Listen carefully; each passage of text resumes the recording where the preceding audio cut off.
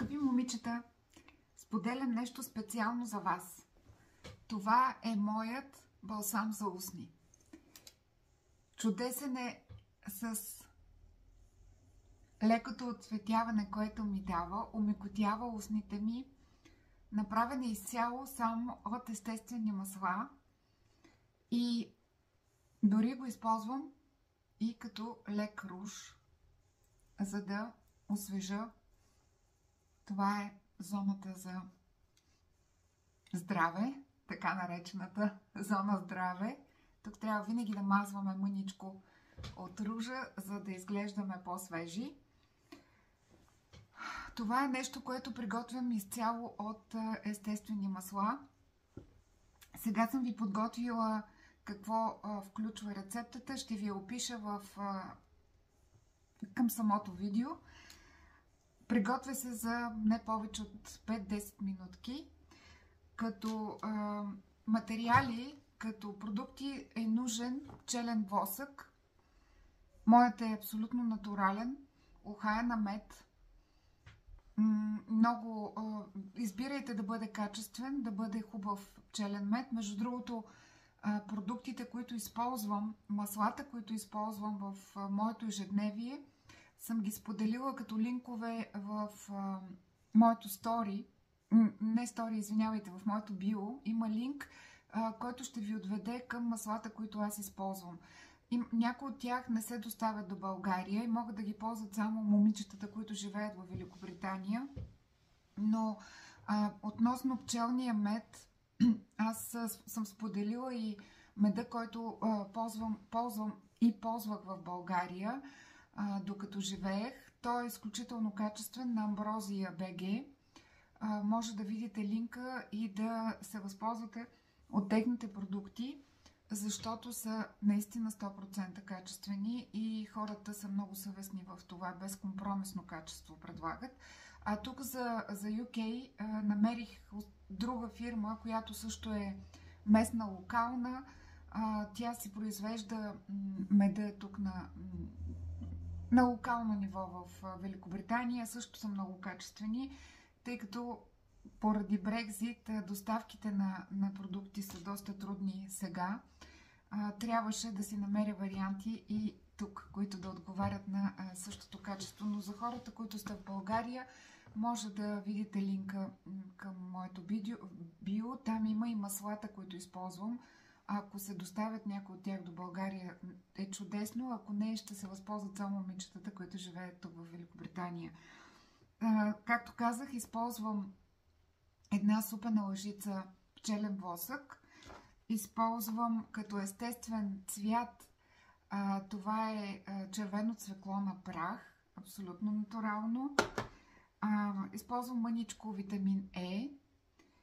Използвам какаово масло. И също, ако нямате какаово, можете да използвате от кокос масло. Аз съм сложила от двете по мъничко. Но ако нямате едно от двете, само едното върши същата работа. И слагам малко бадемово масло. Ако нямате пък бадемово масло, може да си сложите качествен, но подчертавам, хубав качествен зехтин, защото зехтина е също един много хубав вариант на базово масло. Качественият истински зехтин съдържа много полезни минерали, витамини, полифеноли, които се отразяват добре на кожата. Отново е не само на кожата. Аз лично дори приемам всяка сутрин по една супена лъжица от хубав качествен зехтин. Така че ако си намерите, може да го ползвате като базово масло. И съм сложила, разбира се, моите любими етерични масла, които също имат и този лечебен ефект и също се отразяват чудесно и дават един естествен аромат също. Може да използвате лимон, може да използвате портокал, лавандула, мента. Това са аромати, които са чудесни за балсами за липс балсами, за устните. Както ви казах, използвам и го като руж. Той дава съвсем елегантна, даже едва забележима, леко, ето вижте, съвсем естествен цвят и действа чудесно върху кожата. За съжаление сме, как да кажа, обградени сме по принуда от изкуствени химически продукти, които масово ни се предлагат, в храната ни се предлагат, и когато можем да се възползваме от нещо натурално, приготвено по толкова лесен начин, защо пък да не го използваме и да ограничаваме достъпа до химията, която, за съжаление, и с почистващи продукти и въобще с пластмаси около нас, ние сме заляти и не се отразява не много добре. Ето го, прекрасен е, много траен. Аз съм направила и за приятелки. Естествено, имам във всяка чанта, в колата. Дава така възможности да се направи много лесна. Съвсем елегантна, лека руменина дава и на бузките, ако си сложите. Оставям точната рецепта в линк към видеото. Възползвайте се. Сигурна съм, че няма да съжалявате. Уха е прекрасно. Всяко едно от тези масла е пълно с естествени мазнини, които се отразяват прекрасно на кожата. Минерали, витамини, полифеноли, както ви казах. Така че даваме една чудесна, природна, абсолютно естествена грижа за кожата си, за устните си и така. С удоволствие ще споделям и други мои рецепти. Аз съм, както съм ви казвала, се старая и съм внедрила максимално маслата в ежедневието си, етеричните масла.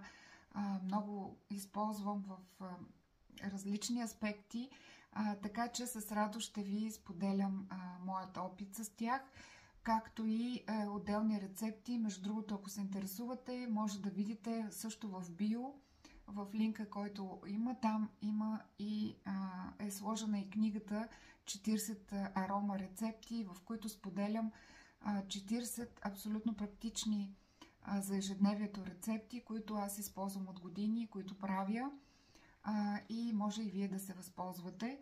А относно маслата, както ви казах, всички, които аз използвам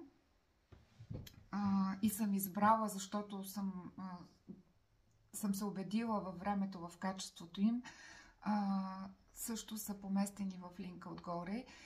Гледайте маслата ви да бъдат абсолютно чисти.